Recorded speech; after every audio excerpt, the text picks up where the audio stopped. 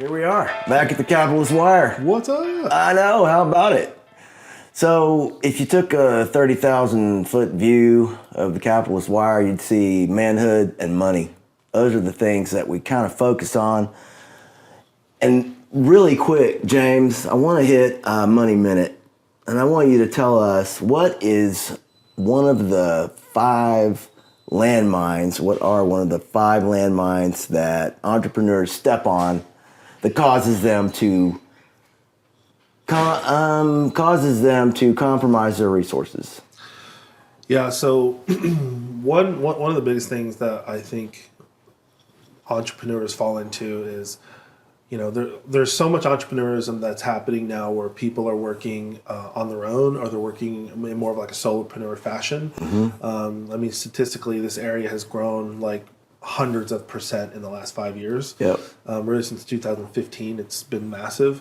And that's all the advent of the cloud and all these, services. Pretty much everything that a solopreneur runs now is on the cloud. They don't even call it the cloud anymore. They just call it apps or whatever. People don't need all the resources because they're right there at their fingertip. Yeah, and 10 years ago, you had to buy servers and server space and have IT teams and all this stuff. Or if you wanted to make an app, it was $100,000 or $50,000. Now you can go buy a service for $9.99 a month, or and have that kind of capability. Yep. So with all these capabilities, entrepreneurs struggle with it would be like, if you were a great, let's say a great sports player, like if you were a great baseball player, mm-hmm. but you never actually had a bat or a glove, and you never actually were on the field.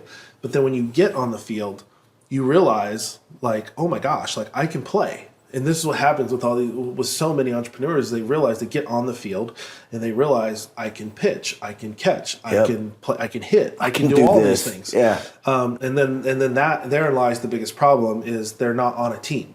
They're not a part of a system. And so this is what I think is the biggest, if I had to just guess at the biggest downfall that I've seen, is people tend to think that they have to be all things to all people, and they think that they have to learn and do everything. So for instance, if an entrepreneur wants to write a book, they will think, well, I need to write it, typeset it, load it onto Amazon, I need to go out and do all these things. Well, you'll notice that the people who actually make it, more than 90% of the people who actually make it, they leverage other people's, what I call OPX, other people's X, whatever X can be anything, okay? Other people's stuff, you could say it that way. So the real way to grow as an entrepreneur is to understand, what are you good at? What resources do you have? And then what's the whole kind of product or the whole service that you're trying to deliver?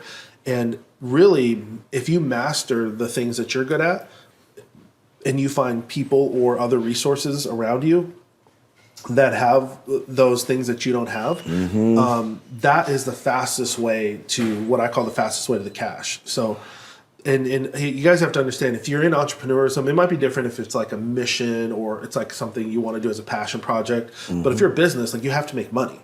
And so the fastest way to the cash is how you will stay alive. It's not a coincidence that every entrepreneur who doesn't make it says basically the same thing. If I just had sales, yep. If I just had money, if I just had cash, right? Yeah. All I need is sales. My product is so good. All right. I needed was a client. But that's the exact problem, right? And so the way that you get fastest way to the cash is you have to be really good at, like I said, understanding what you are good at and what you're not good at. And then how do you find those other resources? Right. Because basically you have to understand, it's kind of like, I don't know, like a yin and a yang. Like someone else on the other side of the world or the other side of the city or whatever, they actually are good at what you're not good at, right? So let's say like you want to launch your book or something. Well, maybe your book is on how to be an attorney or something like that, right? Or how to go from one type of attorney to the next, and that's right. your book. Well, how do you let's say you go, well, I know how to write my book or whatever, but I don't know book distribution, or I don't know Yeah. I don't have an email list or a contact list of 100,000 lawyers. Right. So you can't just go from like your 100 or 200 people that you know and think that you're going to get to 100,000. You have to think like, who has a list of 100,000 lawyers? Well, there's going to be publications, there's going to be CPAs, there's going to be there's going to be YouTube channels that they watch. There's people who basically already have like you could say like they already have another way to say it might be like they already have a pond of fish that you're fishing for. Yeah. So your ex, locating your ex is half the battle. Yeah. Once you know, I don't know anything about distribution, but I know that this guy has 100,000 email lists that I can get for $8. Yeah. And that's a good start. Yeah. But if I try to cobble together a list of emails, it ain't gonna happen. Yeah, another thing, and so people when they start executing on this, they fall short because they go, well, I reached out to a CPA, I reached out to another lawyer, and no one wants to work with me. Well, you got to keep thinking, okay, what do lawyers use? Well, they might use software, they might use whatever, right? Well, golly, there is lawyer software, there is lawyer accountants, there is you know what I mean. There are people who market to lawyers. There's lawyer marketing companies. But that's that's the thing. They stop. I already tried that. And then they're starting to get this black cloud of defeat. Yeah. And that's what makes the difference between the good and the bad, or the good and the not so good entrepreneurs, because the ones that can handle that black cloud, I can't take another no. Yeah. Those are the ones that die. Yeah, I've done 2 deals with sharks from Shark Tank. And when I did this deal with Kevin Harrington, we did this mentoring program. One of the biggest things that he ever told me was, he said, because we were talking about failing cheap, and we were doing this content about failing cheap, and he goes, no, it's not about, I'm sorry, we were doing content about failing fast, and he said, no, it's not just fail fast. He goes, that's like just the beginning. He goes, trust me, you want to fail cheap. And I was like, that's a very good point. He's like, if you can fail, because like failing fast, like, he's like, usually when you start failing, like it happens, you fail. Right. But he's like, can you fail cheap? Because he's like, man, if you can fail cheap, then that allows you to have enough resources, money, energy, whatever, to go to the next one. Yeah. And you're exactly right. Like, entrepreneurship is not about can you win, it's about how fast can you fail and how many times can you fail. And especially if you're new in entrepreneurism, if you're a new author, or if you're new whatever, like, it's not about like, can I actually win? Like, you have to understand, you have to fail at the rate of a venture capital backed company that had 30 million. Like, when we started Telenav, we had, I think, 30 million, 33 million. Like, our rounds were big. But with that kind of money, we could fail hundreds of times a day. Yeah. Every day.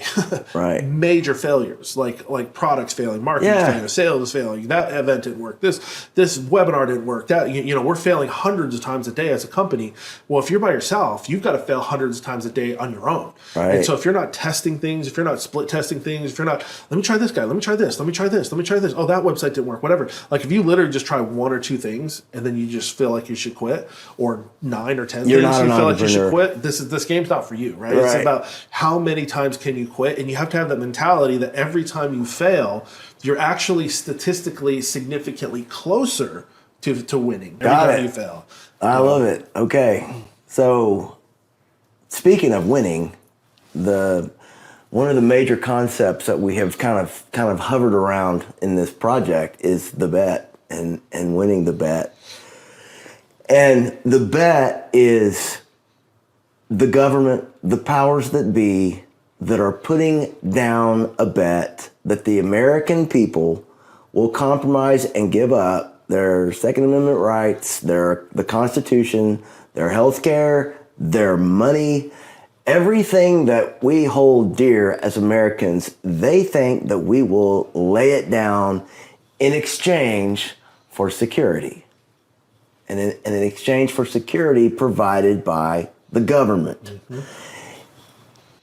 What we want to talk about is the 3% of people that have won every war that we have fought. It's not about all of America. There's a small group of people that are the game changers, the people who change the world, who will not compromise, who don't stop. Those are the guys the Capitalist Wire is trying to find. We will talk about manhood, fatherhood, money, and the things that make those guys tick that we've got to have. But what I want to talk to you about, what I want to ask you about is those 3%. And when I say the 3%, I'm talking about the people, let's say during the Revolutionary War, who would not allow the British soldiers into their home. They wouldn't get on their knees and kiss their ass. They would not allow someone in their home that they didn't want in their home, especially someone who had interests contrary to American interests. They were patriots.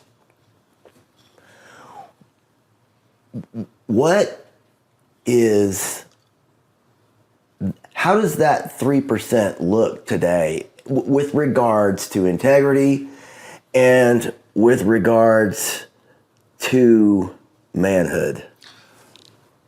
I think without a doubt, 3% is almost an extinct species. Like, we are becoming extinct. And we have to know that. We have to realize as men, like, we are called since birth, whatever you believe, whatever religion you believe or say you don't believe, whatever, like, all religions pretty much point to, like, man is the primal species on the earth.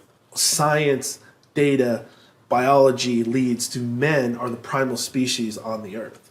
And we are, if you were to actually take like real scientific data and apply it to the species of men, we are on the brink of extinction. And that is the bottom line. From the foods that they're giving us, which are full of testosterone killing products like soy and things like that, to the gestures and innuendos that are happening from the opposite sex to the government to, and I hate to say this, but even churches, are more feminine than ever before. So they're trying to dumb us down and turn us into less than what we are capable of? Yeah, I mean, if you think about, how huge countries have done this to their male populations. Dude, okay. China. I couldn't believe it when you were telling me about this stuff because I didn't notice this. But now that you said it, oh my gosh. Tell us about China. Yeah, so I mean, if you look at China, it's very hard to live in China and get access to real meat. If they're in the cities, they eat a lot of fake foods and fake food products that are basically filled with soy. So you think you're buying a burger or whatever, but really, I mean, you're buying 30% of a soy meat product. If you're not in the major cities, there's pretty much no such thing as meat out there. You're eating vegetables, soups, and things like that. I mean, you might eat meat a few times a year. And this is why you look at the Chinese people. I mean, you're talking 1 billion or more people, and the average body structure, these are some of the smallest people on the earth. And I'm telling you, it is, if you look at it scientifically, it is because of what they eat. So eating in the diet is a huge part of if you want to take out an entire species of men, this is a main way that you do it, because also it's not just about your bone structure and your muscle mass, but it's also how it affects your brain, and how it makes you think. You're saying this is by design, that this is a government instituted dumbing down and thinning down of Chinese men? Yeah, so there's a lot of research. I mean, when I was looking this up like a year ago, I mean, there's hundreds of articles, research, studies, all this stuff on all this stuff around the world. And so, I don't want to necessarily, be the author of conspiracy theories or anything here. But what I will say, if you really look at this data, there's no way that this happens on accident across that many people. Anything that's happening, on that massive of a scale is happening by design and on purpose. For instance, you and I were a part of looking into a big farming project with cattle and stuff like that. Mm-hmm. Well, there's no place on earth that is a better land mass for cattle and ranching than China. It has the water, it has tons of vegetation. Yeah, you could tons have of rain. You could have the world's biggest livestock of cattle in China without a doubt. But there's like it would be hard to find a cow in China, and so and that is by design. I mean, they ship we ship everything to China except for meat. We don't ship cows there. We ship our recycling and our trash goes over there. We ship, we export wheat and other things to China, but we don't export cattle to China. And that, I'm telling you, that is by design. And do you think that the American government is going that direction? I think that the American government or parts of the American government and other leaders within the American government, such as the FBI, CIA, and some of those other type of organizations and parts of Congress, I think that they're influenced by forces such as people in China. And we know that like a couple of years ago, I want to say a year and a half ago, there was there's this video that became really popular for some reason. Like you can't find it on the internet anymore. But there was a Chinese, one of the people who's a leader in the CCP, and he was teaching at one of the biggest universities in China. And it was interesting because like he wasn't wearing a mask. Nobody on stage was wearing a mask. But like all these students were wearing masks. They all basically look the same, dress the same. Their statures are all the same. Yep. And he's at this university and he's teaching them, and he started talking about America. And he said that we have people in the highest places in the American government. And he started, talking about that. Well, that video got out all over the place. And a lot of people will remember that video, but it's funny. Like I've looked for that video on YouTube all over the place. It's like very difficult to find that video now.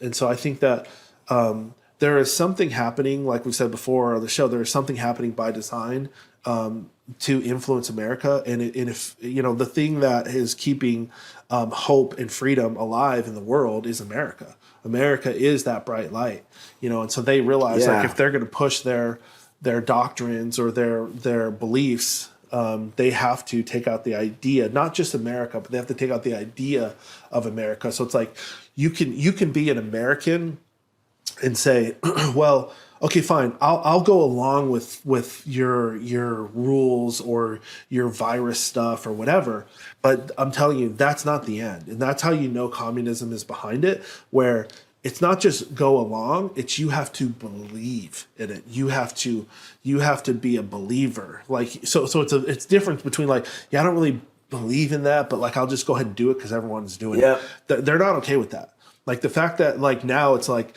oh, if you say something, oh well, see, it's like the thought police. Like that is a whole nother level. That's definitely blooming. Yeah, in our society. in the world, that is true communism right there. Like I've had some of my very close entrepreneur friends in 2010 or 2020.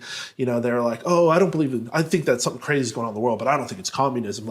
Like younger millennials didn't want to believe that communism could be it. Like they didn't want to. They felt like that was just too extreme. But it's really just because they don't understand. They haven't done their research, and that's how you beat a bet, right? They are betting. These world powers are betting against us. And how do you beat the house? How do you beat the bet? How do you beat like in a casino? How do you beat the house? You beat the house by research. You beat the house by studying. And people who are not well studied in this and they don't have research, they just say weird things like, oh, I just don't think it could be that. People who won the wars were not movable. They were not influenced by anyone's opinions, or they weren't told what to do. When I first got put in Facebook jail, I was amazed.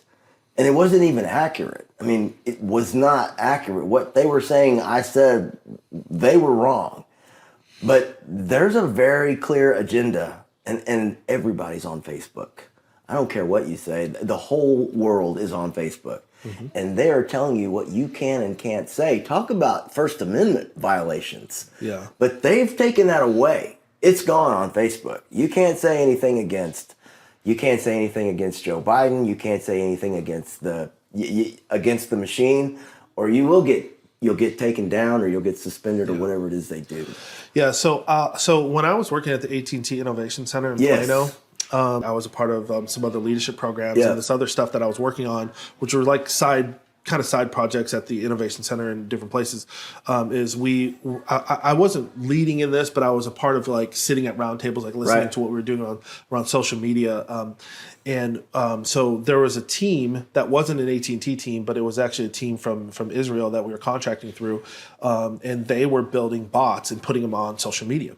And we were seeing like what these algorithms were doing. So these bots could sit on websites like Facebook, YouTube, all this stuff, and we would see posts happening. This wasn't happening like directly as AT&T, the company, but anyway, so this other company, they were placing bots on the internet, and these bots were able to reverse engineer exactly what YouTube, Facebook, Instagram, Twitter, what all these guys were doing. So what one of the things that started happening around this time was things like Black Lives Matter and these kind of things, these kind of viral videos were showing up.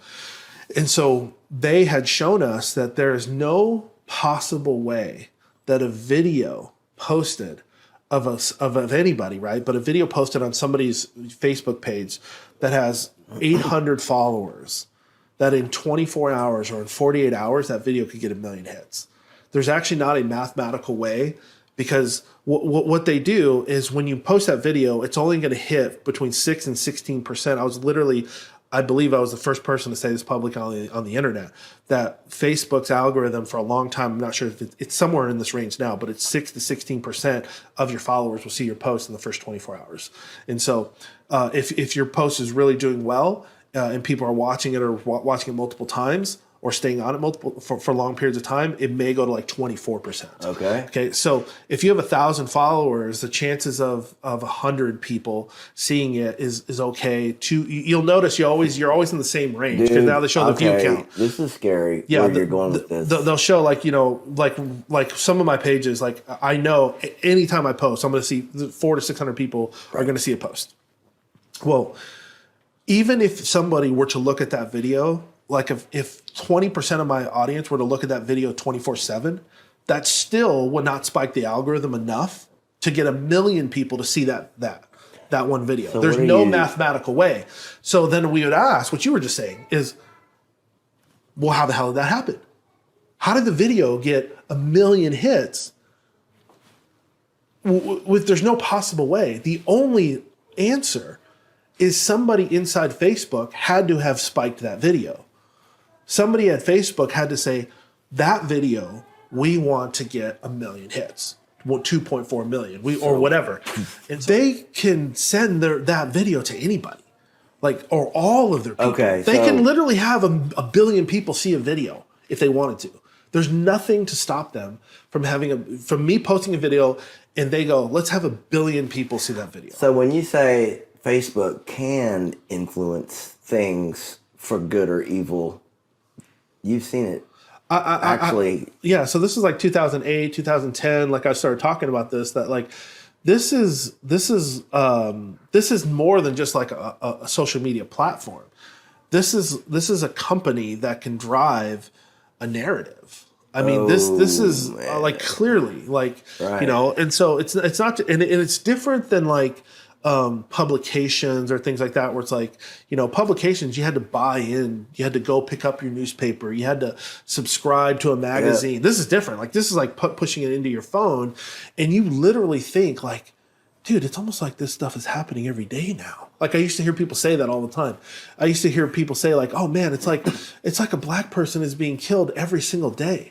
Well, when you look at the actual FBI data that's on their website of black people who die from cops, it was like 300 a year, which is a super low number, but 300 a year just happens to be almost one every day. So if they were catching most of the interactions somewhere on their platform, I mean, their algorithm knew how to look for it, how to spike those videos, and then send that. And then they're teaming up with these movements like, Black Lives Matter and these other guys, and they're literally creating a narrative. Drastically amplify the narrative. Yeah, and I'm just going to say this straight up, just because we need to start having a man-to-man conversation with the world here about this. They're specifically targeting the most uneducated, the most underfathered, the most victimized, or whatever you want to call it, like group of people, where they are a prime target for this, where they're not going to see something. They're not going to see a 24-second video. And most of them are not going to go, where's the other 2 minutes of the video? That's not how people think anyway. I mean, how is that possible that like every single one of these videos, it just happens to be the part where the black guy gets capped or where the black guy gets whatever. Like, what happened to the rest of the video? Right. You know what I'm saying? And so now later on, as that progressed, people started catching on like, dude, nobody just walks up and shoots a black guy. Do you think we really started catching on, or do you think we've gotten ripped apart by, something's controlling, who's telling Facebook what to do? Well, what I'm saying there is they started releasing more of the full videos. Yeah. But it's funny, those never went viral. The one that went viral was the little 12-second clip. I'm the freaking king of media. I know that when something good happens, it doesn't get published. But if something horrible happens, that's how they're selling tickets, man. Yeah. So maybe it's a little bit of the same concept with Facebook. But who's telling them to target the groups that are less educated or statistically more likely to commit crimes or whatever? Yeah. So I think that is the ultimate question: is who's controlling the knobs here, right? Like who's controlling the dials, and also, this is what we do know. Okay, these activities, these viral videos, and all this stuff. This is scary, dude. This is not happening by chance. Okay. Then you take it to another extreme, which is TikTok, and maybe that's a whole different conversation because it's run by the CCP. But like this is not happening by circumstance or by chance or by happenstance. This stuff is by design. Okay, it's my understanding. And the other thing I want to just add is not only can you dial up the engagement, you can dial it down just as easy. Of course. Well, however you want people to react. Yeah. But it's my understanding that the TikTok that is available to Chinese children is different than the TikTok that's available to American children. That's what they say, yeah. Is that true? Well, that's what they say, but like we're asking for we want to see the code. We all the we don't know. Like all we know is what this guy from the CCP who works for TikTok, but he works for the CCP. Like he comes and he testifies in front of Congress and stuff, and he says all this stuff, but it's like he doesn't actually answer the questions, clearly in any way. So we don't know what's happening on TikTok, but I can tell you that it's like anybody go out there and just start a brand new fresh TikTok account with a brand new fresh email and see what they start pushing to you. Right. If you list yourself as somebody under 30, you're going to start seeing, if you're a man, you're going to start seeing women, certain types of women. You're going to start seeing women who show their belly. If they don't show their belly, you're going to see a lot less of them. It's insane what is being shown to kids on TikTok, and it is absolutely it's one of the biggest fails in manhood today is to let your children watch social media without your guidance or without you asking them, at least asking them, what are you watching? What are your friends watching? I got on a group text with my little circle of parents on the football team and said, I'm going to just go ahead and throw this out there, but I'm not letting Gavin have access to TikTok, period. No TikTok account. Yeah. I hope you guys will follow me, and every one of them. I second the motion. They were thrilled. That's awesome. So you just need somebody to take a stand. Yeah, and that's the beauty of it. Like, people think that, especially if they had a bad parent experience, like boomers and early and older millennials, we think like, well, our kids are just going to hate us for this. No, they're not. Like kids want structure. Yep. They want to know that somebody cares. They want to know that somebody, cares about what they do or their safety. And if you position it that way, most kids are going to respond well to it. And at a minimum, they're always going to remember you told them. I want to tell you a brief story. My dad started Liberty Christian, and he had a little boy that would come in. This was back when corporal punishment was still a thing. And the kid would come in to get paddled every single day. No exceptions. And one day Dad was like, Because every time after he paddled him, he'd sit him in his lap, his first grader or second grader, and he'd hug him. And then he'd let him go. So he got the idea, I'm going to call the kid in the morning and give him a hug. And then let him go. And then see if he keeps coming in to get paddled. That was it. It was the last time the kid got paddled. Yeah. He was getting paddled for a hug. That is something our fathers are missing right now. Yeah. Telling your little girl you love her and giving her a hug, if you don't do that, brother, believe me, somebody will. Yeah. And it is, we have dropped the ball so dramatically with social media. It's like a babysitter. You can give your kid a cell phone and they'll take care of themselves for hours if you're that stupid. Yeah. So like my kids are growing up in a very conservative, Christian, seemingly sheltered environment. But even at within my family structure, and then I have my ex, so they spend some of their time with her and some of their time with me. Like, but in general, we still have a Christian conservative kind of shell over them, right? But I would just want to say, even at that, okay, my daughter, she's 10 years old, and she wanted to do this TikTok dance with her friends. So I've never seen it before. So it's called Cupid or something, and they're doing this like little thing. Well, so I recorded them doing it, and then right before I posted onto our kids' YouTube channel, which is called Smiley Kids, like a huge kids YouTube channel. And so right before I post it, I think what I pray every parent thinks is, what the heck am I doing right now? What is this? Okay, so. There's a certain song that goes with that dance. Okay, so they did the dance, and then there's a song that goes with it. Well, I looked up the song, and it was like a Korean pop singing, and I'm half Korean, so I was like, oh, cool, this is K-pop. Like, this is Korean. K-pop, yeah. So it's like a huge thing, believe it or not, now amongst the younger millennials and the Gen Zs is K-pop. I mean, literally, it is huge. I believe it. So what I started realizing is I'm like, wait a minute, like, these girls singing this song, the K-pop singers, and I'm like, and then I did some research. I talked to some other family members and stuff. Of course you did, man. You're so annoying that way. And people like Tracy, Tracy's like, she's like, hey, I've done the research on this. She's like, I hope you understand. Like, these girls are basically plastic sized. They're told what they can eat, what they can do. They get all the plastic surgery to look a certain way, and they're told to sing these songs, and they I don't know exactly how it works, but basically this is all manufactured. Like this is and then world leaders use this as like the models of the people your kids should look up to. And so right when I realized that, I did a little bit more research. I was like, wait a minute, this is insane. There's no way I'm going to... And then I thought, where in the world did my daughter hear about this? Yeah. Right? I'm thinking, how did my daughter originally see that? Because she knew the full dance, all the moves, all this stuff. Oh, of course. It's not like you watch something like that once or 5 times. You must have watched it like 100 times to be able to know all the dance moves, right? So I was thinking, where did this happen? She told me that it happened at her mom's house or something, and that's fine.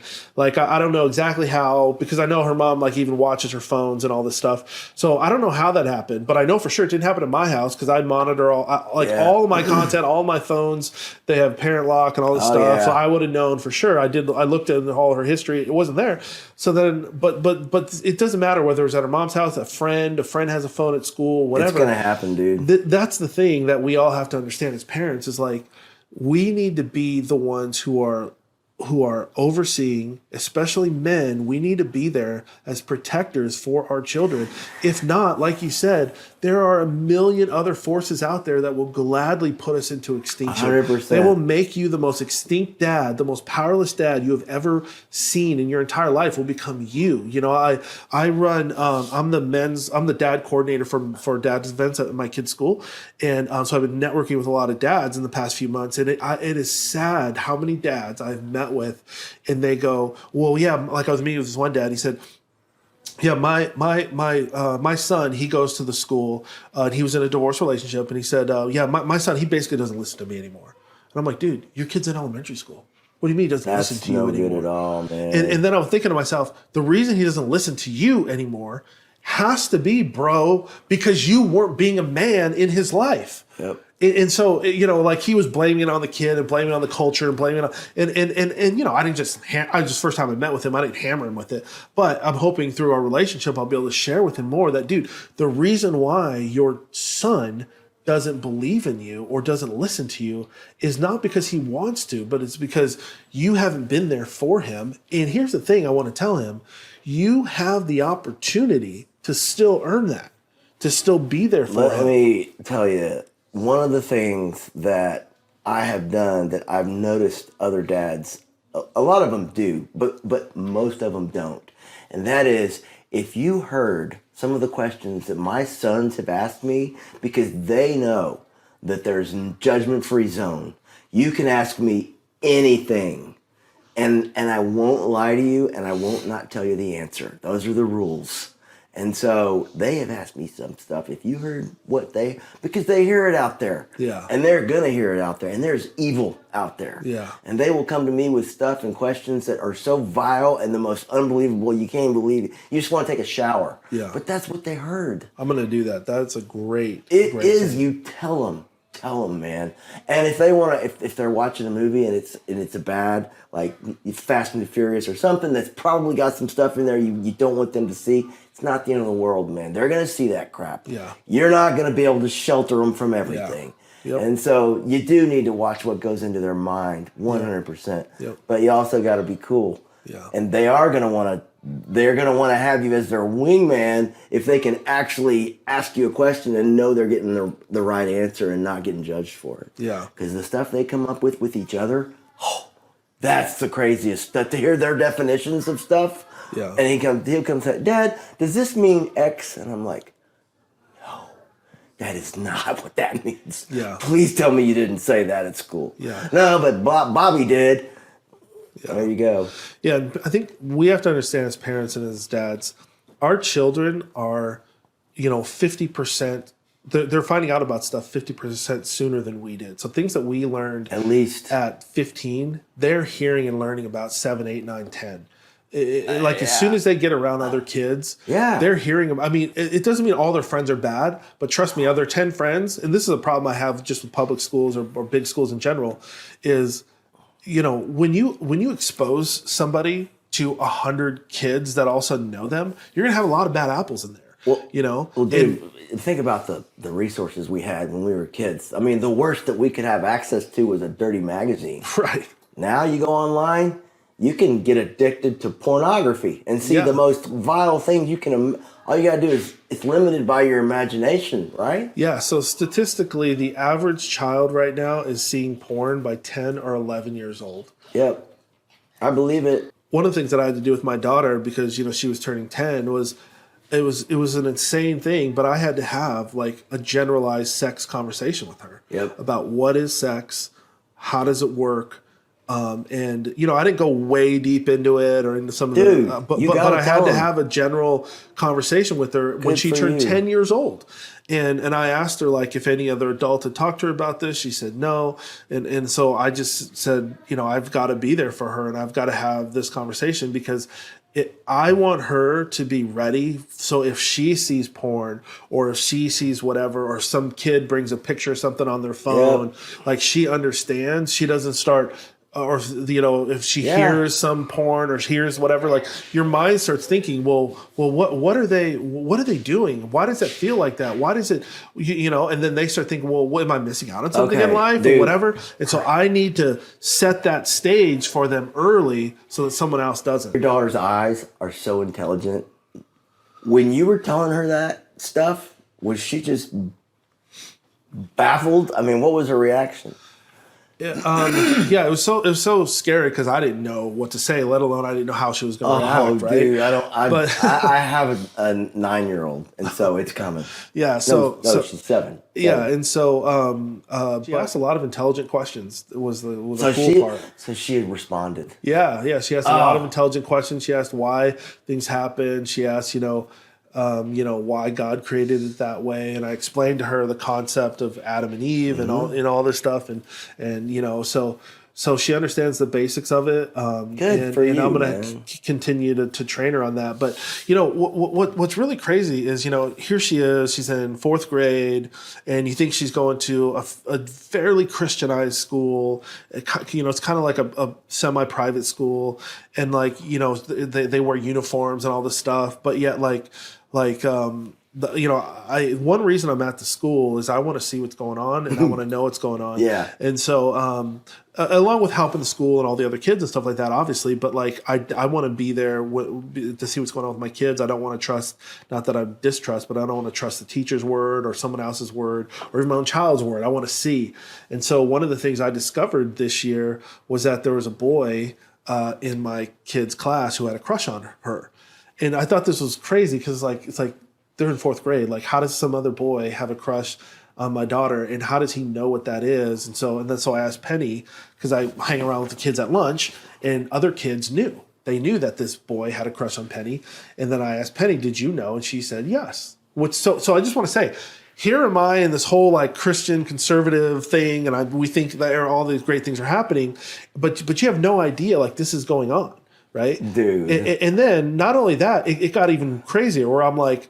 So then I start thinking, I asked that was kind of one day gone.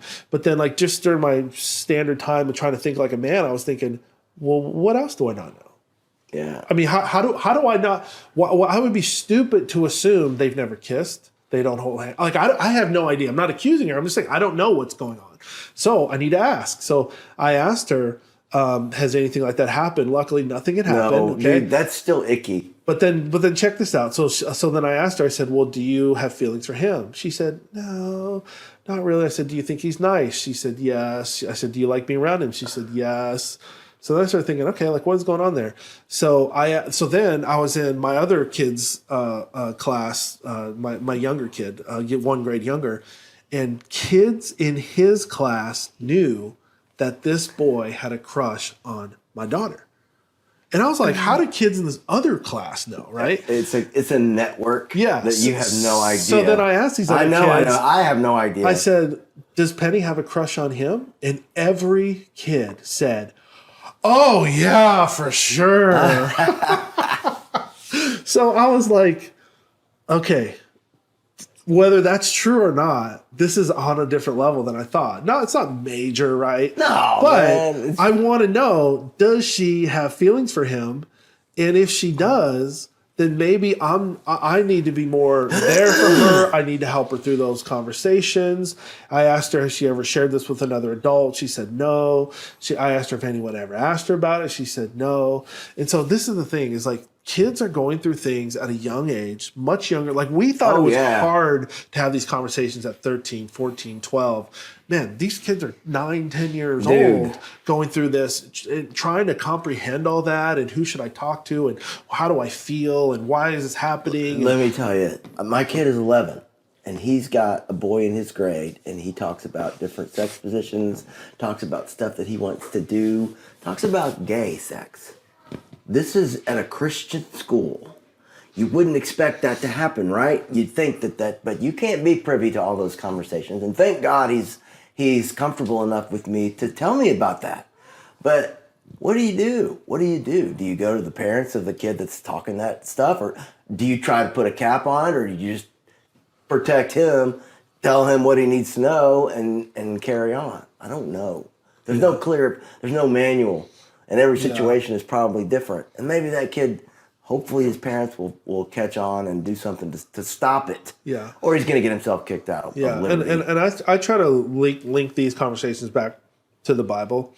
And the Bible doesn't talk very clearly about what are the 29 steps to have this kind of conversation with your child. No. But it gives a lot of good guidelines and a lot of good morals and values. And I think we all should, especially as men, we need to be aware of those things. If you don't know, by God, just Google it. What does the Bible say about this? Yep. Right? And then just be careful, what you're searching, because that could obviously be censored. But you should look up or what are some scriptures about this, or if you want to be more defined, what are 10 or what are 20 scriptures about this, whatever it is, and then at a minimum, I would be a part of the conversation as a man. You want to be a part of the conversation. You want to let your child know, like you said, that you're a safe place that they can come to. Yep. And I would say a third thing that is really powerful that changed my life when I was a kid, even though I didn't tell adults or tell people, but share a scripture with them. Because if you believe in the Bible, the Bible says like that the word of God is sharper than any two-edged sword. And I mean, if you want to carve off the crap that they're listening to really fast, share a scripture with them. I've been able to share some things with my kids about family, about how family should be treating you, how your parents should be treating you. How do you know if somebody is your family or is not? Yeah. Like just some stories in the Bible, and it very clearly divides between the fake and the real for them, and I don't really have to say much. The Bible is pretty hardcore about that stuff. And one of the things it says is that even a child is known by his actions. Yeah. So if a child is honest, or if the kid's a little thief or a liar, that reveals itself very early on. Yeah. But I was reading this morning. Every year I read through the Bible, and I was reading about King David today, and it was about manhood, and it said that one of the characteristics of King David, when they were trying to figure out which son was going to be the king, and Samuel was going through the sons of Saul, and he's like, nope, not him, nope, not him, nope, not him. And he goes, and he saw David, and he goes, that's the one, the youngest who's out tending the sheep. But he said, one of the things he said about him was he has a good presence. Everybody knows exactly what that means. Yeah. You have a good presence about you. There's just something about good men that you can feel. Yeah. It's palpable. Yeah. You know what I mean? Yeah. Yeah. It's like their countenance, right? Yeah. Yeah. Yep. Yeah. I was sharing with my kids a couple weeks ago about how the Bible talks about family and how it says that family is to train and instruct. And he uses those words, train to instruct the younger ones in the Lord. And I said, guys, this is why in our family culture, we focus on training and instruction. And so not overly, not not militant or whatever perspective, right? But we whatever. I have changed all of my hobbies to be hobbies that the kids like and that they can participate in. Things that I really, really wish I could do. You have changed all of your hobbies. Okay, this is big. I got to do this. To things that your kids can participate in. Yeah. So and I'll change those as they get older. And as their passions change. Man. So like one thing I was going through possibly with my daughter, this morning is like she was kind of interested in women sprinters. And we were watching some videos on it. And so I was thinking to myself, oh my gosh, I used to be a sprinter in high school up to my sophomore year, but I ran on the varsity team my sophomore year. So you know a thing or two about it. Yeah, I know a lot of the drills and all this stuff, and I know how to hurdle, and I know all the relays and batons and stuff. But I was thinking, my God, I might really have to lose another 30, 40 pounds here to run with her or to show her how to run. But yeah, if that becomes something that she wants to do, I'm going to have to change my life to be able to help them be a part of that. But that's, coming back to what I said about training and instruction, I think that it's really important that you as a man are involved in your child's training and instruction, even if you're in a divorce like I was. Do not give that up. It doesn't mean that there's anything negative about the stepdad or whoever, but do not give up that God-given right that you have. They carry your name. You're the one to give them the blessing. It's not someone else. You are their biological father. It doesn't matter what the law says or anything. You are their biological father. I'm not saying break the law. I'm just saying you are their biological father. Do not give that up, and be the most influential person in their life in terms of their training and their instruction.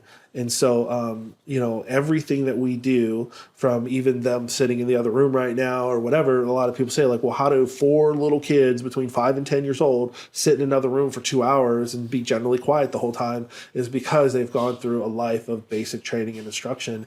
And you will notice too that kids like structure. They like to know what they 100%. can and can't do. Not kids don't want to be wild. They become wild because they have no structure. You know, they feel better and safer when they know what they have. Like right now, they know, you know, where they can sit, where they can't sit. They cannot go outside. They cannot do whatever. But we gave them some other activities. They can write on the chalkboard. They're not afraid of you. Yeah. They're not scared of you. They just listen to you. And I saw it. I mentioned it when they all coming into my living room today. And they come over here all the time, but they haven't ever come over for a long period of time inside like this. I haven't heard a peep. Yeah. Because they're so well behaved. They asked me, can I sit here? Can I put the pizza down on this table? I mean, who does that? They are super well behaved.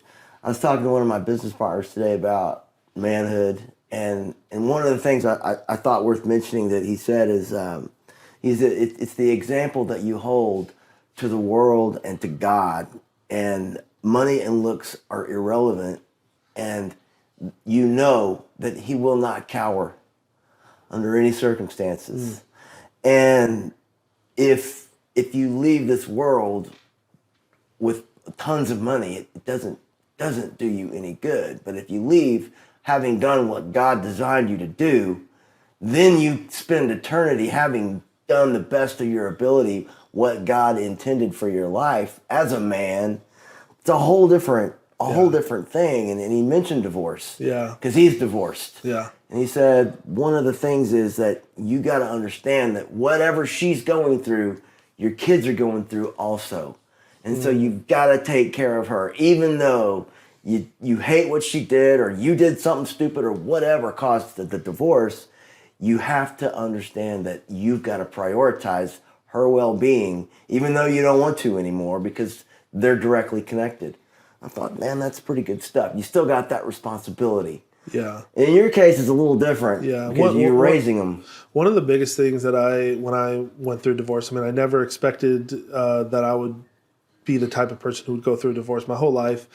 But me neither. Yeah. But when it hits you, I think one of the best pieces of advice I ever got is someone told me, they said, man, no matter what, like, it sounds like your divorce is going to be contentious. It sounds like it's not one of those, like, it's funny. Pots and pans, easy ones. Like, I look at a very obvious divorce like Tom Brady and that Giselle lady, and I'm like, at least they didn't have a drag out, right? Like, they're both smart enough to know and Bruce Willis. far enough in life to know, like, this is a complete waste of time, energy, and whatever. No matter what, the more you yell and kick and scream, the more you look like a moron. It doesn't matter if the other person's wrong, right? Like, just normal people don't do that, right? I hated that divorce, by the way. Yeah. So did I. I thought it was, I have my own opinions on it, but I appreciated, like, publicly how they tried to go about it. Yeah. I was like, man, that was a really smart thing. They realized, like, any other way is only going to cost them both more money and more time and energy, which they don't have. They have careers. And so I just thought if you were going to do it, which I hope you never do, but that was a really smart way to do it. Yeah. The second thing I asked my friend today was I said, define integrity. And he said, well, that would be treating others the way I want to be treated and being 100% real to who you are. And here's the thing about my friend. He won't lie under any circumstances, and not even a little white lie. And so he's definitely got some people who don't like him. And I don't think he's not hateful or mean. He won't say, you're ugly or whatever. He's not like that. But he has got a mind that you can't believe. Almost like Silence of the Lambs, kind of smart with numbers. He's like a computer, and he works with the stock market. And so there have been times when he had tons of money and times when he was flat broke. And when he was flat broke, he would tell people. I'm like, Jim, what are you doing? What, they think you're rich, man. Why don't you just let them think that? You don't have to change their minds. And he's like, well, when they ask me how much I'm trading, I tell them I'm broke. And he never ever stretches the truth. And it really created a conundrum for me, man, because I think sometimes it's a lot easier to just go a little bit outside the lines and tell a lie. It's not going to hurt anybody, and it's really long term, I mean, what's really going to hurt? And then you don't hurt their feelings or whatever you're trying to avoid. He said, no, you can't do it. You can't do it. You can't ever do it, because every war, every murder, every evil thing has come about as a result of a lie and the following cover-up. And if you think about it at a really deep level, that's true. And what is God? God is truth. Yeah. And who is Satan? Father of lies. Yeah. And so it's really been an interesting thing for me to dwell on and to really kind of focus on. Really? Because you gotta lie sometimes. I mean, I don't want to tell everybody the absolute truth, but what if you could? You think that's a possibility? Yeah. So this is a conversation no one wants to have, right? Yeah. But like this is Because what we all lie. Yeah. This is what I've learned about that is when I was in when I became a Christian at like 18 years old and really, really radically got saved, like had a radical change, life-changing encounter with God. And so from about 18, and then I started becoming business successful around 20. And when I was working in Silicon Valley for Telenav and stuff like that, I had this boss, and everyone wanted to work with me, and all my clients wanted to buy from me because they would say like, dude, you're just a guy that we know we can trust. Like everyone used to tell me that, and they're like, we know, like, you don't know everything. You don't know a lot of the basics. You don't know, but you'll find the answer. Like, you've proven you'll find the answer, and we also know we can trust you. Like, when you come in, we say, hey, does this do that? We know we can trust you. Will this work or will this not work? You'll say, I don't know. Like, you're the only guy who will walk in here and say, I don't know. Like, let me find out. And then I'll come back and say, we have maybe a 40% probability that part of an integration or whatever would work. And they would go, wow, like, we thought there was no way you were actually going to tell us that. But so my boss, who we were a very successful company, we started having a lot of people working under me and stuff. And one thing that he used to tell me, and I'll never forget this, he used to say, James, sometimes you have to lie. And I was like, really? And he's like, yeah. He's like, you cannot just go out there and say, like, when somebody asks you something, you just tell them, no, our sales are actually not that good this month. We're actually down 218%, but you should see this PowerPoint slide we got about next month. Boy, we are going to crush it. You want to buy? You know what I mean? Like, so what he was saying was not like blatantly lie. Like, he wasn't very articulate with it. But I would put it this way, a way that Jordan Peterson says it in his book. He says, always tell the truth, or at least don't lie. Yeah. If you think about the psychology there's of that, a difference. Yeah. It's like, so for instance, somebody who, I won't say who this person is, but there's a certain somebody who has said, because she knows all the stuff about my business, she's like, oh, he's just a total liar about his company. And I'm like, what are you talking about, right? But then if I go and look at like what she does now for her company, it's like, I know because I'm in the industry what their sales are, how well they're doing. That nobody, because she's in marketing, nobody goes online and starts saying, well, actually our growth curve is down 120% from where we thought it was going to be, but we're going to be at this event doing this, and then we got this going on. And if it wasn't for this extra income money that so-and-so siphoned into the company, we actually would probably be going through layoffs right now.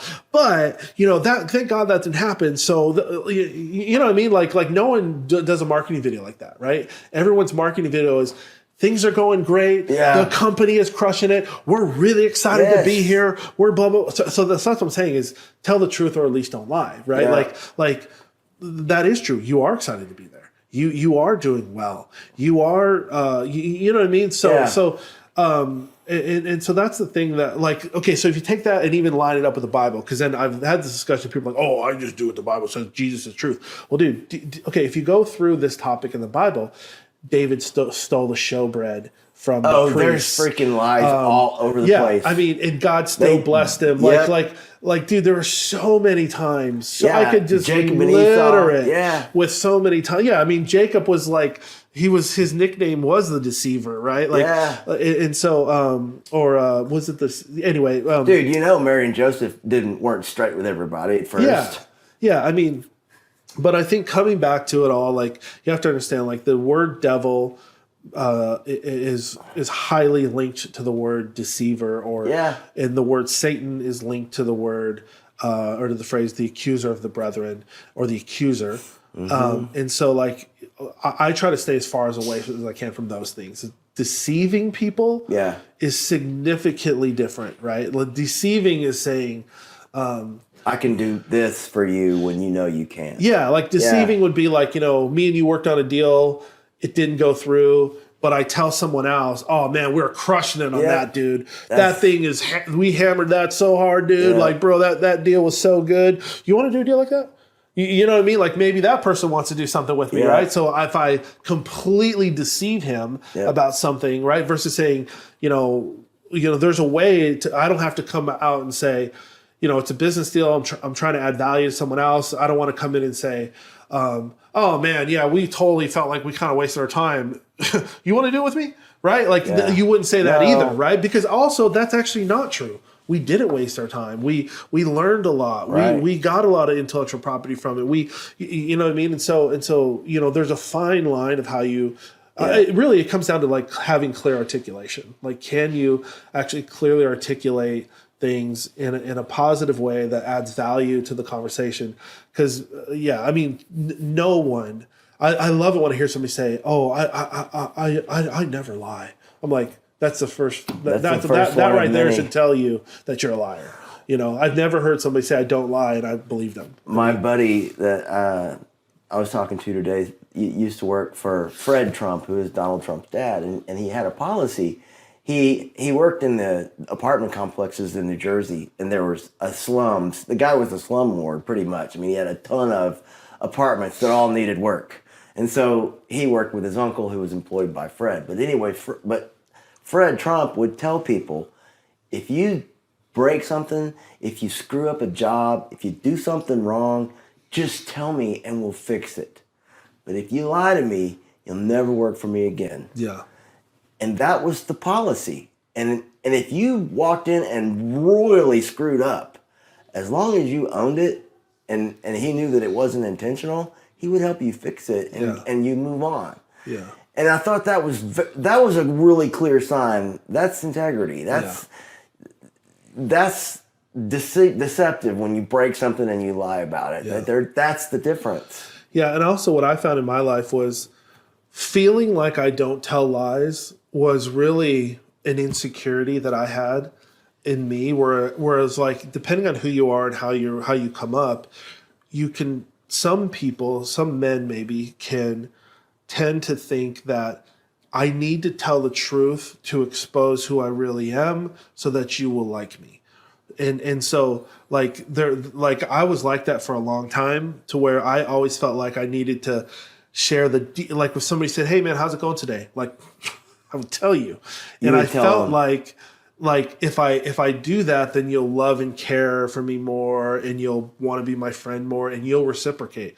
Well, as you find out in life, that actually doesn't happen, right? Yeah, like when somebody says, "Hey, how's it going?" they're not actually saying very surface greeting, right? They're just saying, "What's up?" Like they're just and also you realize that like sometimes when you just push your truth out there, really you're dumping your garbage on other people, right? Yeah. And you're being inconsiderate in the fact that you're really doing that for yourself. Yeah. Psychologically, you're doing it so that you can get something back versus like, trying to just contribute something to the conversation or to the other person or whatever. So it's been this weird thing. That whole thing has been a weird journey in my life and I'm certainly not perfect at it. I mean, definitely I can say my biggest fall is like when I get really upset or really emotional about something, that's when I can just say something and I'm just like, what the heck did I just say? I can't believe I just said Yeah, that. but I'm but the I do king. I do feel Yeah. like now I'm to a point of maturity and self awareness now,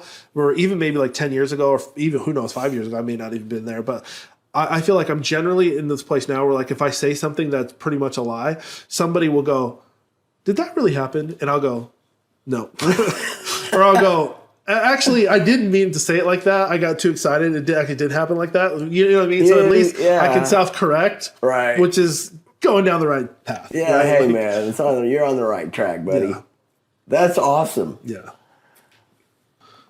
I can add something else to that. So I think why truth is so important for men is we have to become men of truth, where we can learn to be open and honest at certain degrees with certain relationships, whether it's our family, people we know, our business colleagues, whatever. But we have certain levels and layers of truth where we actually have an inner circle of people we can be truthful with, Yeah. whether it's one buddy, one family member, whatever.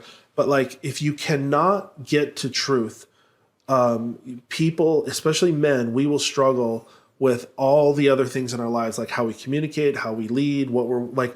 We will let anybody lead us, or we will believe lies because really we haven't gotten to the truth that's inside of us, you know. And those things are hard.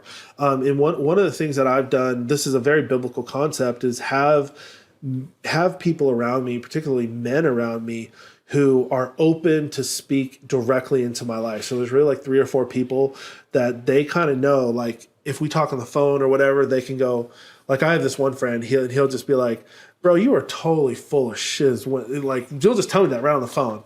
And I'm like, "Are you serious?" He's like, "Oh yeah, man." He's like, "No, he's not always right or wrong, but if you don't have anybody in your life who can, especially if you're a fast mover and stuff, who can tell you stuff like that, I mean, you're at a major disadvantage because the thought that you are always going to be a person of truth, the thought that you are always going to be doing things right and correct, that's just not going to happen. And so you would rather have somebody who you trust, who can say it in the way that you need to hear it, who can help you kind of course correct. I mean, that is one of the, I would say honestly, that's one of the biggest reasons why I've been able to accomplish so many different like facets of life. You know, whether it was sports or family or whatever, business or whatever, is because it's not because I was any smarter. I really wasn't. I just had a lot of accountability in there. And It's so rare to have someone that's got jurisdiction over you to be able to talk to you directly like that. And I guess it takes time, and you have to earn each other's trust. Yeah. You have to have kept a few secrets over the years, and you know that you're good with this guy. Yeah. And because I've got a couple of friends like that, and they can call me out, and that happened 2 days ago. My buddy was like, "Really? Like, come on, man. Yeah. You're kidding yourself. You can't lie. You can't lie to yourself. That's one person that you can't do it. And you always know it. And I think that's what builds that anger that really dishonest people have, that they will lie about you or try to hurt you with lies, or that's like who they are. Yeah. Those are the angriest people. Yeah. And I think it's because they're self-imploding. They don't have anywhere to go, and they know they're lying. Yeah. And they feel it. And it's like, it's just got to be just a devastating feeling to know that you've woven such a complex web of lies over the years, and it's just a matter of when the people are going to realize what you've done. I think that's why that some people are so angry like that. But I have a friend who's he's highly functional autistic. I guess you'd call it Asperger's. But he asked me, "How are you doing?" And I said, "Do you really want to know? Or are you just being nice?" He goes, "Oh, I'm just being nice." I so appreciated that. You know, I'm like, okay, well, I'm doing great. And then we moved on. Yeah. I think one area too that really does a disservice to men when it comes to truth is, I think this happens on accident and maybe subliminally sometimes in church and with church leadership, where churches, I think, struggle with like getting people to assimilate around their culture, their values, and their morals. Okay, so this is whether it was in the Bible, Book of Acts, all these New Testament books where, you know, you see Paul and these guys going, "Dude, Corinth, what is wrong with you, morons? Stop doing, you know what I mean? They're always trying to like get people a little bit more in line. Like literally hurting sheep. Stop thinking like that. Stop thinking homosexuality is good. They're always like trying to bring people's rein in their morals and values. Yeah. And so this is something that's going to happen inevitably throughout, the Christian movement or whatever. But I think nowadays where we struggle is churches try so hard to get people to look the same. They do this subliminally, where they want people to look the certain way, walk into church a certain way, dress a certain way. Yeah. Especially in the South, I've noticed it a lot more than it was out west. I've noticed exactly what you're talking about. I mean, it's insane. Like you go to big, huge churches. Like I remember, like that guy Rick Warren and all this stuff when he still had a huge church. Like dude, this guy would preach sermons in flip flops, and like border shorts. Yeah. But like if you go to the South and the pastor was wearing flip flops, like half the church would leave. Yeah. They would think it's ungodly or it's not, showing your best for God or whatever. And so there's differences there. But what I'm trying to say around truth is I've noticed so much how like churches try to rein in truth. Have you noticed how the leadership tries to look like, if it's a cool pastor, the leadership will do the same. They'll dress like him. They'll have their hair like him. They'll be bald if that's what he is. I mean, have you seen that? You know what I'm talking about? Yeah.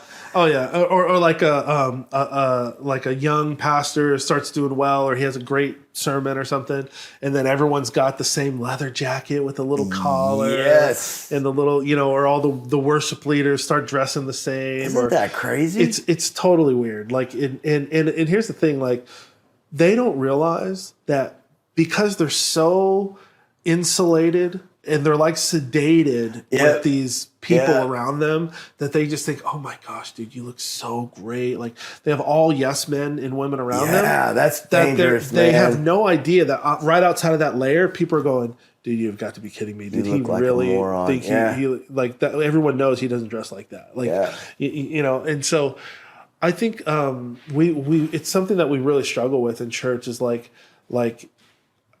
getting to the real truth, supporting truth in men, and helping men understand their own truth. There's a very fine line between how much grip do you want on people's lives. Because we want them to look a certain way. We want to keep. We'll use phrases like, "Oh, it's our church's DNA. It's our church's spiritual DNA." But really, almost all of those kind of man-made rules or cultural rules are completely man-made. And they can sometimes, maybe they can be inspired by God or whatever. But I think churches need to be careful in how they go about that, because one of the reasons there's such a mass exodus in churches, especially like the Western church, is because people are coming to this realization that these things are not godly. These things are not actually in the Bible. These rules, these man-made rules, are not in the Bible. For instance, like somebody will say, some church will say, well, oh, you want to be a new person on our worship team. Well, we really don't like how you live your life like this and how you're dating this certain person or whatever. And so we want to create, we don't think that that's truth.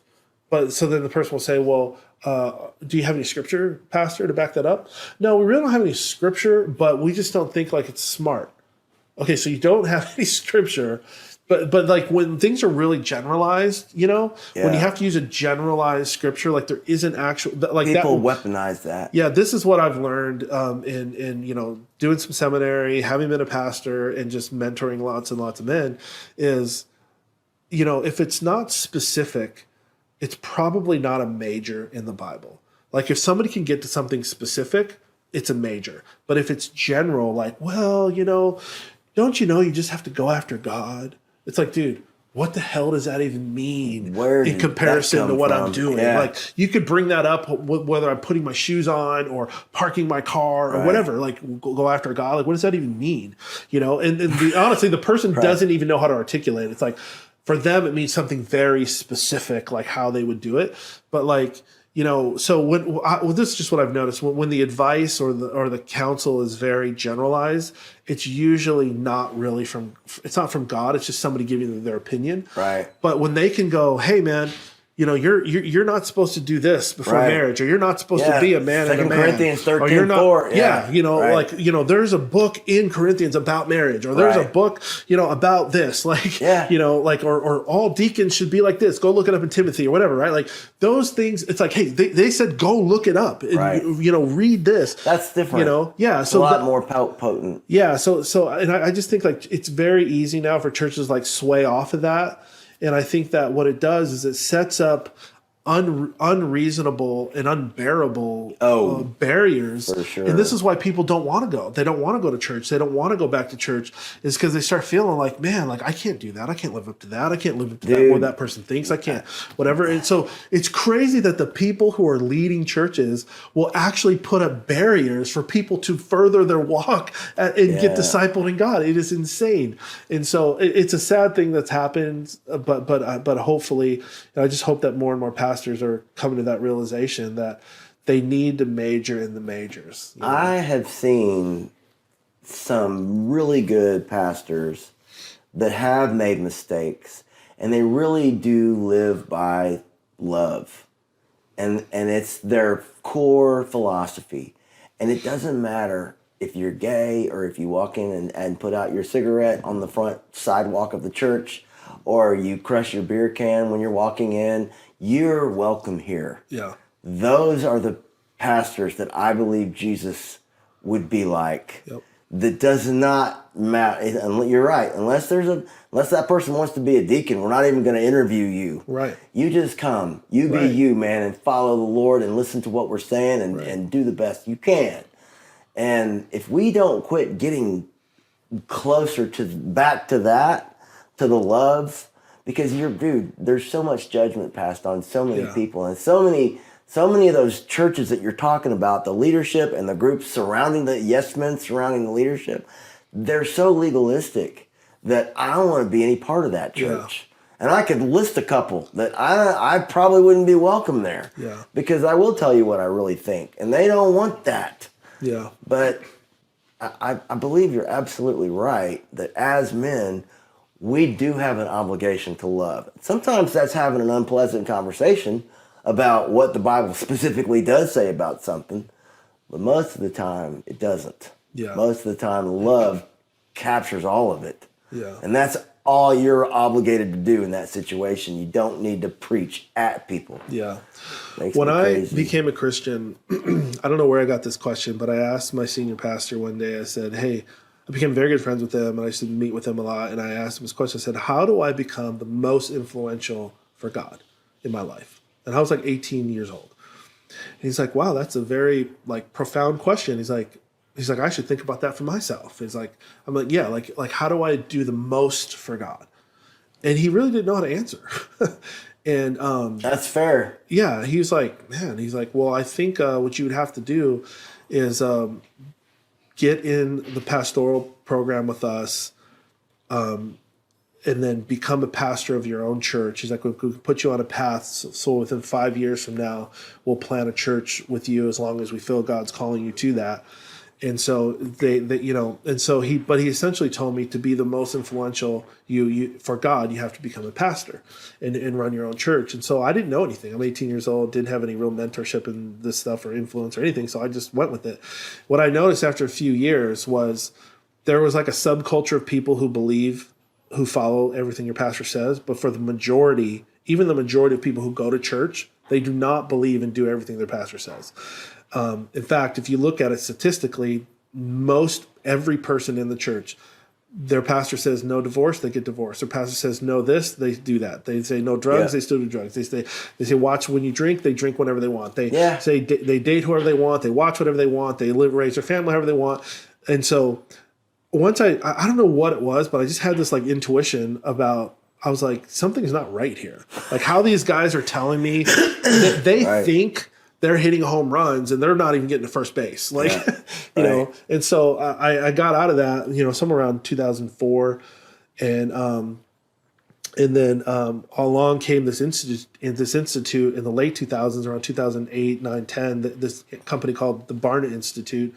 I actually know this guy, George Barna, who started it, and he's from Seattle. And he does research. He's the biggest pastoral research firm in the whole country. So one of the reasons we grew Telenav is we were really big into like buying market research from like Gardner and all this stuff, and we would understand what's happening in the market. So when I heard that there was like a pastoral one that did research for churches, I was super interested in this stuff. So I started like wiggling my way into like listening to these presentations and stuff. And it was shocking to me what this guy was saying, because all pastors, whether it didn't matter back then if you were Bill Bright, if you were Bill Hybels, if you were Billy Graham, like everyone bought this guy's data or listened to what he had to say, because he was actually sharing like real data about what's happening in these churches. And so there became this like exodus away from him for a little while, because people were saying like, oh yeah, this guy's like spreading lies. But he was just doing data, like surveying 18,000, 80,000, 30,000 people in churches and just saying, hey man, here's what the data says. You may not like it, but this is what it says. And if I were to ask you, do you think that this data supported the pastors or was slightly against the pastors? Just by guess. Slightly against, if not heavily against them. And so it was crazy. Like it basically, like one of the most staggering data points I've ever heard was when they said that pastors in the 60s, 70s, 80s, and into the early 90s, pastors used to be one of the top 5 most influential people in the community. I believe it. Whereas like if you had a problem, you would literally just go down to a local church you've never been to, but you would just knock on the door. Is there a pastor? I'm going through something. I really need to talk to 100%. somebody. And the person was actually there, and they would get out of their office and go meet with you, sit in the pew, pray with you, talk with you, invite you to the church. Like, well, he said that now, this was 2010 when this data came out, he said that pastors in almost all surveys were barely in the top 20. That people will go to their boss, to their friend, to social media, to an influencer, to an athlete. I bet. And so that was the big question. It's like, why? Like all these other people are not trained like us. They're not trained in the Word of God, whatever. And so there became a lot of thoughts and theories about that. But some of the data was showing that people did not feel comfortable sharing it with their pastor. They didn't feel that their pastor was real. They didn't feel that their pastor was honest. They didn't feel like they were getting a real answer. They felt like they were getting a Christianese answer within this guy's bubble. And then, so how I took that is, man, this is so true. The sad thing about almost every single pastor, that especially in a big mega church, they grow up in the church. They're praised if they're a second, third, fourth generation pastor.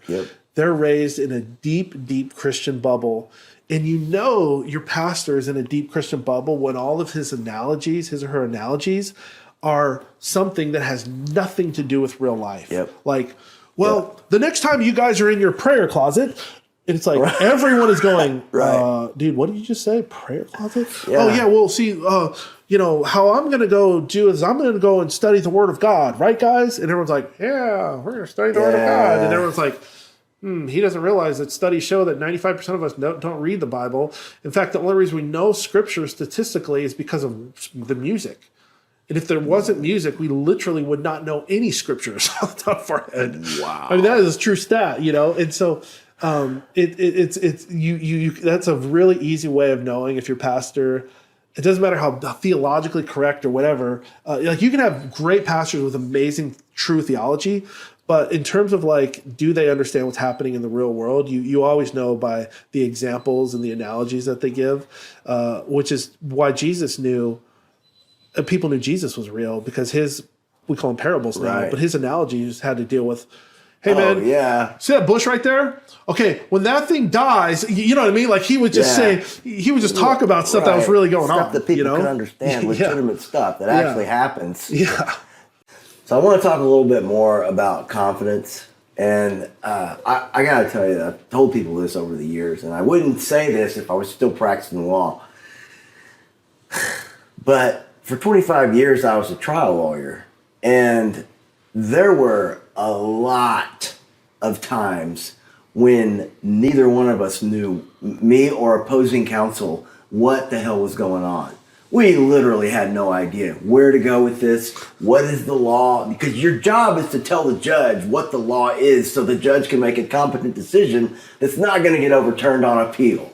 And so you have to say whatever you're going to say with absolute confidence. And there were times where I had no idea what I was talking about. But I acted like I knew what I was talking about, like any bozo knows this. I mean, clearly, Your Honor, the statute clearly purports to blah, blah, blah, and the judge would go with it because the other guy was like indecisive, indifferent. He didn't know for sure. I knew for sure. I knew for sure I didn't know what the hell I was talking about, but I sure wasn't going to come across that way to the judge or to my client. My client, we'd walk out of there and he'd go, man, you kicked his ass.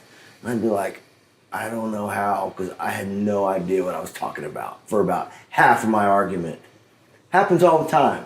But tell us, what, in your mind, does confidence look like? Yeah, so I think one thing that I teach men is like competence and confidence go hand in hand.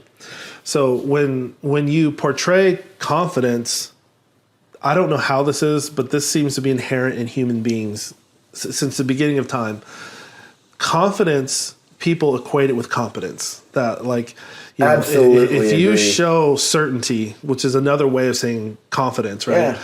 That like if you show certainty, people automatically assume competence, that what you're saying is true. And so one of the things that I've, having, 3 boys, and I've asked myself this question, like, how do I train them in confidence? Like, what is confidence? What does it look like? Because I say the word a lot, but my oldest boy, Troy, he asked me, he's like, well, what does it look like? And I was like, man, that's a really good question. Like, what does it look like?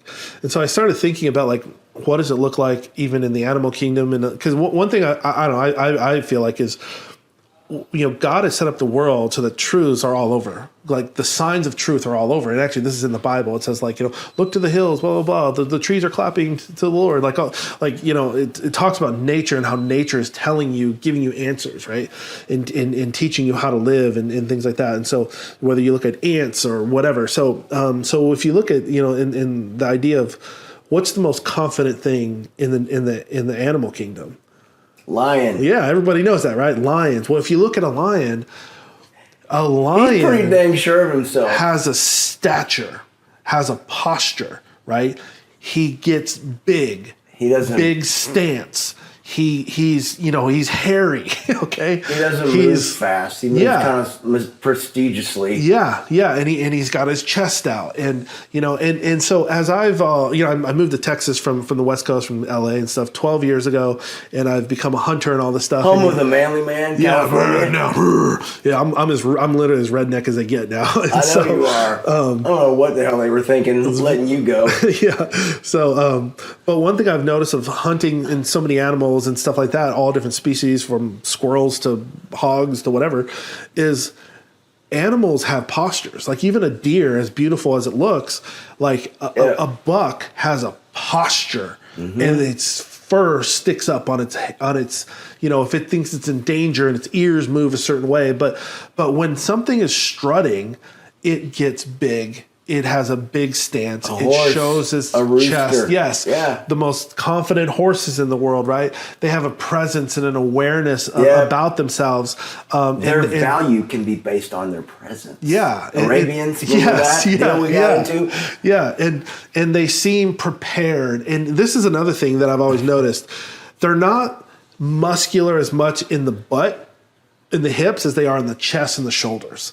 Yeah. Like whether it's the lion or the deer or the whatever. Prioritize leg day. Yeah, it's like, and so I remembered, I linked that to these studies that are out there that show that when they survey women, women showed much more physical favoritism to if they would date or consider a man. Yep, and it was always dealt with their shoulder structure. Yep. Like if they have very weak, slim, you could just tell like they didn't have much in the shoulders versus somebody who had muscle in the shoulders. Women tend to think that they're, I don't know what it is, right? But they favor those type of men a lot more. Dude, I think it's primitive. I think women want a guy that they think will have a really good chance of beating somebody's ass who attacks her. Yeah. That's what she she wants. Yeah. And if she doesn't think you got that, it's going to show in your confidence. Yeah, and so, as I gained confidence in that posture and stuff through, because I did not grow up that way. In fact, I'm being half Korean as well. Like Koreans and Asians in general are like anti-confident. They stand on one leg. They stand with their legs crossed, and it's like when I see a man, I tell my boy, you stand on both legs like a man. Don't be leaning off like with one hip out like you're a woman, or don't have any kind of feminine appearance, right? And especially when you walk in somewhere, I tell them walk in, have a wide stance. If you need to go like this or whatever, but don't just walk in and, get to the corner, and have your head down and, pansy. Yeah. I teach them walk in somewhere and let people know of your presence. Now it could be different based on ding dong about it. Ding dongs and being an idiot or there's certain jobs where you obviously wouldn't want to do that or whatever. But in general, this is how men show manhood is by displaying confidence. And then one thing I've noticed about how what's happens, I noticed this through my divorce and through, just kind of trying to analyze the patterns of relationships is like you have men who appear with confidence, but are truly incompetent. I mean, just like you have the competent men who appear those confident. Are the worst kind. Right. You have the men who appear confident and they actually they're incompetent. Those guys become idiots fast. It doesn't take long for people to catch on. Yeah. And then you're like, oh, here you go. He's off. And then also I got people in my head, pictures of people in my head. Yeah. I'm sorry. Okay, there are competent men we're competent, we're confident, but we slip up sometimes, right? Yeah. We do something wrong. We do something that's stupid. We do something whatever, okay? So I've noticed is for whatever reason, and maybe I don't understand this because I'm not a woman, but women seem to be deeply hurt when and they go through they can go through a lifelong of hurt when they experience a man who they thought was confident, and then they realize this person is super incompetent. Yeah. or they go through an incompetent experience, or maybe that's not who that person really is. Right. But they've gone through an experience that really hurts them. They cannot forgive. They cannot see past it. And so they just think so then all of a sudden they think all men must be like this. In fact, any man who shows confidence must be incompetent. And this is nothing could be more illogical, right? To think that just because one thing happened to you or a scenario, it has. I'm not saying that incident may have been wrong. Yeah. I'm not saying that you weren't a victim of something. I understand. It is the truth. Yeah, but that doesn't mean that every confident man or every person who looks like that, or it would be the same thing as if I had a bad experience with you as a lawyer, and I think, well, I'm just never going to trust lawyers again. It's like, how stupid of a decision would that be as a business person, right? And then one thing that I've noticed though with women, if we're just going to talk straight, okay, is women tend to hold on to that pain much more than I feel like is logical. And maybe that's just because I'm a man. But so I started looking for this in the Bible, okay? And I won't go, book. Anybody can look this story up. But there's a story in the Bible about a woman who, she's in the Old Testament, and God told her she was going to have a baby. And so she was promised this baby and everything was going to be amazing. And this is like her lifelong dream of having this child. And the baby was stillborn. The baby was born dead. And so she coddled this baby, this dead baby, and she pretended like he was alive for like weeks until the baby started smelling and people started saying, "Hey, ma'am, I don't know if you get it, but your dream's gone." Like, this is in the Bible? Yeah. It's very easy to find. Anybody can look it up. And she's like, she would not let go of this thing that she thought was such a blessing. She was so happy. She was so excited about, but it was a pain, and she would not let it go. And I've asked women about this story, Christian women, and I've said, "Do you relate to that?" And I kid you not, every woman I've ever asked about this, they go, "Yeah." They go, there are a lot of things that I'm not going to get over it. Like, I'm just not. And I'm like, are you serious?